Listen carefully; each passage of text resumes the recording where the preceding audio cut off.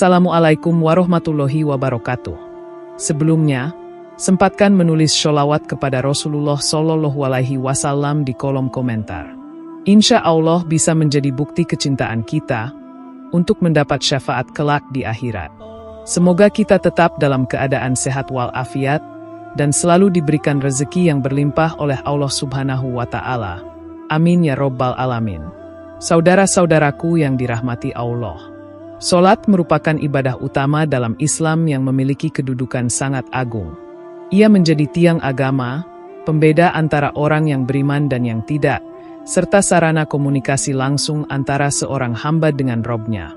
Karena itulah, pelaksanaan sholat harus memenuhi syarat dan rukun yang telah ditetapkan, serta menghindari hal-hal yang dapat membatalkan atau mengurangi kesempurnaannya. Di dalam sholat, selain gerakan dan bacaan yang harus sesuai dengan tuntunan Rasulullah Shallallahu Alaihi Wasallam, juga terdapat adab dan larangan tertentu. Larangan ini tidak semata-mata aturan kaku, namun memiliki hikmah dalam menjaga kehusyukan dan keagungan ibadah tersebut. Sebab sholat bukan hanya tentang gerakan fisik, tapi juga melibatkan hati, akal, dan rasa tunduk kepada Allah. Larangan-larangan tersebut telah dijelaskan dalam hadis-hadis Nabi Muhammad, dan dalam konteks tertentu dijelaskan juga dalam Al-Quran secara implisit. Pemahaman yang benar terhadap larangan dalam sholat penting agar seorang muslim dapat menunaikan ibadahnya dengan benar dan diterima oleh Allah Subhanahu wa Ta'ala. Berikutnya adalah 6 hal yang dilarang dalam sholat. 1. Jangan mengangkat pandangan ke langit. Mengangkat pandangan ke langit ketika sedang sholat merupakan perbuatan yang dilarang secara tegas oleh Nabi Muhammad Shallallahu Alaihi Wasallam. Larangan ini memiliki dasar adab dan makna spiritual yang dalam. Dalam sholat, seorang hamba sedang bermunajat kepada Allah dalam kondisi paling dekat dan paling rendah di hadapannya. Menengadahkan kepala atau pandangan ke langit dianggap sebagai sikap yang tidak mencerminkan kerendahan hati. Bahkan dalam beberapa riwayat, Rasulullah Shallallahu Alaihi Wasallam memberi peringatan keras bahwa mereka yang mengangkat pandangan ke langit saat sholat dapat berakibat kehilangan penglihatannya. Ini menandakan bahwa larangan ini bukan sekadar etika, tetapi berkaitan dengan keagungan Allah dan kehusyukan ibadah. Sholat adalah ibadah yang memerlukan kehadiran hati dan fokus penuh kepada Allah. Dalam posisi berdiri, ruku, hingga sujud, seluruh anggota tubuh seolah bersatu dalam kerendahan dan ketaatan. Ketika seseorang mengangkat pandangan ke langit saat sholat, ia seolah sedang berpaling dari tempat sujud yang menjadi titik konsentrasi spiritual dalam ibadah tersebut. Mengangkat pandangan tidak hanya mengganggu kehusyukan, tetapi juga mencerminkan keangkuhan atau ketidaktahuan terhadap adab yang diajarkan Nabi. Posisi mata dalam sholat bukan sekadar teknis, tapi bagian dari penyelarasan fisik dan batin. Menjaga pandangan untuk tetap tertuju ke tempat sujud merupakan bagian dari pelatihan rohani dalam sholat. Arah pandangan yang tertunduk melambangkan kerendahan diri seorang hamba yang tidak berani mengangkat wajahnya kepada Tuhan yang Maha Tinggi. Ini adalah simbol spiritual dari sikap takzim dan tunduk, yang harus menjadi inti dari setiap sholat. Dalam sholat, hamba bukan sedang berdebat atau berdiskusi, tetapi sedang menyembah dan memohon. Maka sikap yang sopan dan penuh adab sangat penting untuk dijaga, termasuk menjaga pandangan agar tidak melangit. Lebih dari sekadar larangan, menjaga pandangan dari menengadah dalam sholat juga merupakan bentuk pendidikan jiwa. Ia melatih kita untuk bersikap rendah hati dan khusyuk di hadapan Sang Pencipta. Ketika kita mampu menjaga mata agar tetap tertuju ke tempat sujud, kita juga sedang menjaga hati dari kesombongan dan kesembronoan. Larangan ini mengajarkan bahwa setiap aspek dalam sholat memiliki nilai dan makna. Bahkan arah pandangan pun diatur, agar tidak merusak kehusyukan dan keagungan momen pertemuan kita dengan Allah. Oleh sebab itu, menjaga pandangan adalah bagian dari menjaga kualitas ibadah. 2. Sengaja menoleh selain ke arah sujud. Sengaja menoleh ke kanan, ke kiri, atau ke arah manapun selain ke tempat sujud dalam sholat merupakan salah satu bentuk gangguan terhadap kehusyukan. Nabi Muhammad Shallallahu Alaihi Wasallam menggambarkan menoleh dalam sholat sebagai pencurian yang dilakukan setan terhadap sholat seseorang. Artinya, Ketika seseorang menoleh saat sedang sholat, ada unsur godaan dan kelalaian yang menyelinap, dan jika tidak segera disadari, maka sholatnya bisa kosong dari rasa kehadiran hati. Menoleh juga mengganggu hubungan batin antara hamba dengan Robnya, karena sholat adalah ibadah yang sangat pribadi, walau dilakukan secara berjamaah. Sholat menuntut fokus total. Setiap gerakan, bacaan, dan niat harus tertuju hanya kepada Allah. Ketika seseorang menoleh ke kanan atau kiri tanpa keperluan, ia seolah berpaling dari Allah, walaupun tubuhnya masih dalam posisi sholat.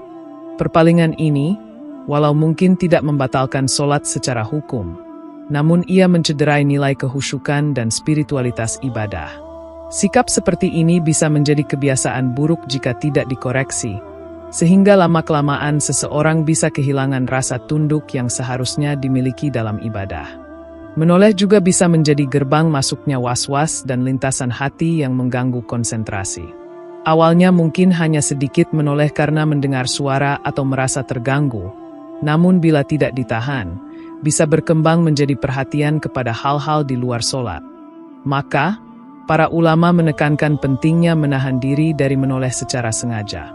Bahkan ketika mendengar suara di sekitar, seorang makmum atau imam sebaiknya tetap menahan pandangan ke arah sujud agar tidak memutuskan jalur kehadiran hati yang sedang dijalin dalam ibadah. Larangan menoleh dalam sholat tidak hanya bersifat fisik, tetapi juga mencerminkan latihan konsentrasi dan pengendalian diri. Dalam kehidupan sehari-hari, kita terbiasa melihat ke sekeliling, namun dalam sholat, kita dituntut untuk mengarahkan seluruh energi dan perhatian hanya kepada Allah. Maka dengan tidak menoleh, kita sedang melatih jiwa untuk tidak tergoda oleh dunia luar saat berdiri di hadapan Tuhan. Ini adalah bentuk pendidikan batin yang sangat dalam dan harus dijaga oleh setiap muslim agar sholatnya tidak hanya sah secara hukum, tetapi juga hidup secara ruhani. 3. Jangan menguap saat sholat. Menguap adalah tanda keletihan, kelalaian, atau ketidaksiapan tubuh dalam menghadapi suatu aktivitas. Dalam konteks sholat, menguap menunjukkan bahwa jiwa dan raga belum sepenuhnya siap untuk bermunajat kepada Allah.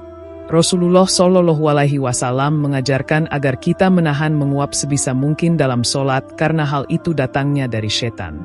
Ini adalah peringatan bahwa saat kita sedang melaksanakan ibadah yang agung, setan akan berusaha masuk untuk mengganggu konsentrasi dan memecah kehusyukan kita. Maka, menguap bukan sekadar tindakan alami, tetapi bisa menjadi titik lemah yang harus diwaspadai. Menguap dalam sholat seringkali membuat seseorang kehilangan fokus, bahkan kadang tergelincir dalam kesalahan bacaan atau gerakan. Saat menguap, tubuh melemah, pikiran buyar, dan hati menjadi jauh dari kesadaran terhadap apa yang sedang dilakukan. Hal ini tidak hanya mengurangi kualitas sholat, tetapi juga menunjukkan kurangnya persiapan dan perhatian. Oleh sebab itu, Nabi menyarankan menahan menguap semampunya, dan jika tidak bisa, maka hendaknya ditutup mulut dengan tangan agar tidak terbuka lebar dan tidak mengganggu orang lain, terutama dalam sholat berjamaah. Secara spiritual, menguap juga bisa menjadi cerminan dari kondisi hati yang sedang malas atau lalai. Orang yang sholat dengan penuh kesadaran dan kehadiran hati akan memiliki keteguhan jiwa yang memancar ke seluruh tubuhnya, termasuk dalam cara ia mengontrol kebiasaan fisik seperti menguap. Tentu tubuh memiliki keterbatasan, namun melatih diri untuk hadir sepenuhnya dalam sholat akan membentuk kebiasaan yang positif. Sebaliknya, jika dibiarkan, maka sholat menjadi rutinitas yang dilakukan dengan setengah hati, tanpa rasa takut dan harap kepada Allah. Larangan menguap dalam sholat tidak bermaksud menekan fitrah manusia, tetapi mengajarkan kita pentingnya kesiapan dalam ibadah. Sebelum sholat, hendaknya seseorang mempersiapkan tubuh dan pikirannya. Jika merasa sangat lelah atau mengantuk, sebaiknya beristirahat terlebih dahulu agar dapat melaksanakan sholat dengan sebaik-baiknya. Ini adalah wujud penghormatan terhadap ibadah yang begitu agung. Sholat yang dilakukan dengan kondisi prima, baik fisik maupun batin, akan membentuk pribadi yang kuat, tangguh, dan memiliki hubungan yang mendalam dengan Allah. 4. Jangan membentangkan tangan saat sujud. Dalam sholat, Sujud merupakan puncak dari ketundukan seorang hamba kepada Robnya. Dalam posisi ini, Nabi Muhammad mengajarkan agar umat Islam tidak membentangkan tangan seperti anjing, yakni meletakkan lengan di lantai atau merentangkannya lebar-lebar. Tindakan seperti ini dilarang karena menyalahi adab dalam ibadah dan menyerupai hewan dalam berperilaku. Rasulullah Shallallahu Alaihi Wasallam memerintahkan agar seseorang mengangkat lengannya dari lantai dan merapatkannya ke tubuh, tidak menempelkan siku atau lengan bagian bawah ke tanah. Ini menunjukkan bahwa bahkan dalam posisi sujud yang sangat rendah, tetap ada aturan kehormatan dan ketertiban yang harus dijaga. Sujud yang dilakukan dengan cara merendahkan tubuh sambil menjaga postur yang benar mencerminkan keseimbangan antara kerendahan hati dan disiplin. Dalam Islam, semua gerakan ibadah mengandung makna yang mendalam dan tidak dilakukan sembarangan. Tangan yang dirapatkan saat sujud menciptakan posisi tubuh yang stabil dan sekaligus menunjukkan kehusyukan. Sebaliknya, membentangkan tangan mencerminkan kelalaian, ketidaksungguhan, atau bahkan kemalasan dalam melaksanakan ibadah. Oleh karena itu, larangan ini sangat penting untuk menjaga etika dalam gerakan sholat. Membentangkan tangan saat sujud juga dapat mengganggu kenyamanan orang lain, terutama dalam sholat berjamaah. Jika setiap orang membentangkan tangannya secara lebar, maka ruang gerak akan menjadi sempit dan merusak kerapian shaf. Dalam sholat berjamaah, keteraturan dan keserasian dalam barisan menjadi salah satu kunci diterimanya ibadah tersebut. Maka, larangan membentangkan tangan saat sujud tidak hanya berfungsi secara pribadi, tetapi juga menjaga keharmonisan sosial dalam beribadah bersama. Ini adalah bentuk pendidikan akhlak yang sangat halus dalam ajaran Islam. Lebih jauh, sikap fisik yang benar dalam sholat mencerminkan kualitas batin seseorang. Ketika seseorang menjaga postur tubuhnya saat sujud dengan penuh perhatian, itu menandakan bahwa ia tidak hanya mengikuti gerakan, tetapi juga memahami makna di baliknya. Islam mengajarkan bahwa ibadah tidak hanya dinilai dari bentuk lahiriahnya, tetapi dari keikhlasan dan keseriusan hati yang melaksanakannya. Maka, larangan membentangkan tangan saat sujud adalah bagian dari pelatihan ruhani agar kita selalu menjaga adab, kesungguhan, dan rasa hormat dalam setiap detik sholat. 5. Jangan meludah ke arah kiblat atau ke kanan. Meludah ke arah kiblat atau ke kanan ketika sedang sholat termasuk dalam larangan keras yang disampaikan oleh Nabi Muhammad SAW. Kiblat adalah arah yang dimuliakan, menjadi simbol persatuan umat Islam dalam ibadah, dan menjadi pusat perhatian seorang muslim dalam setiap sholat. Meludah ke arah ini, meskipun hanya sekadar tindakan fisik kecil, dianggap sebagai bentuk tidak hormat dan mencemari arah yang suci. Larangan ini bukan hanya soal kebersihan, tetapi juga menjaga kesucian dan kehormatan tempat serta arah yang diagungkan dalam ibadah. Nabi Muhammad SAW mengajarkan, jika seseorang perlu meludah saat sholat, hendaknya ia meludah ke arah kiri, atau menutupi dengan pakaiannya, atau menggunakan tisu dan sejenisnya.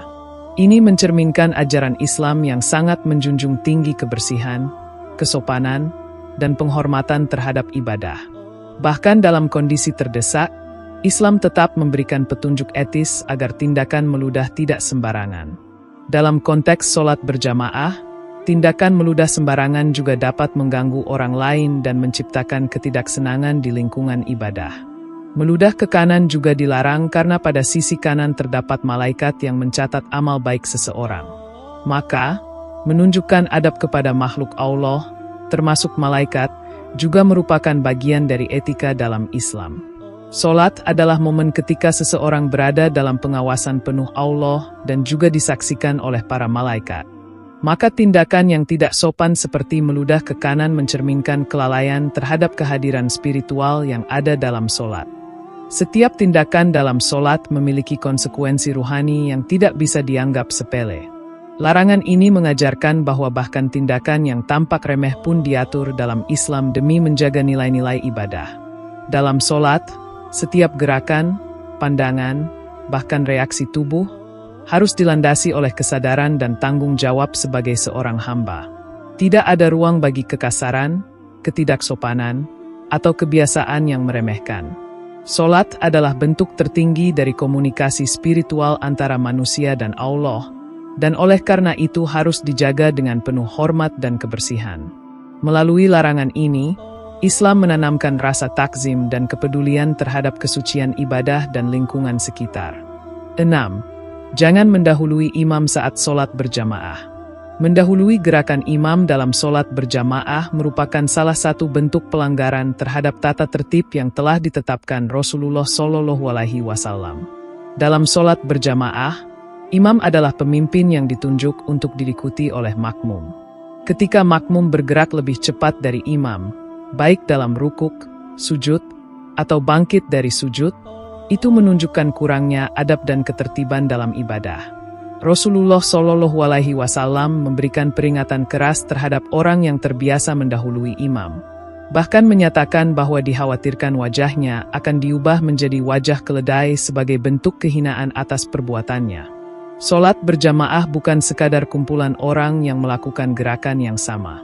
Ia adalah simbol dari persatuan, ketertiban, dan ketaatan dalam struktur ibadah.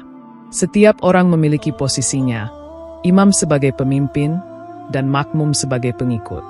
Mendahului imam berarti merusak harmoni tersebut, dan bahkan secara spiritual menunjukkan sikap tergesa-gesa di hadapan Allah.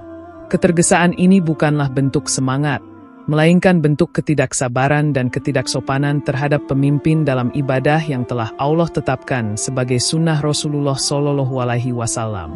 Ketika makmum terlalu cepat dalam mengikuti imam, itu juga dapat membingungkan orang-orang di sekitarnya.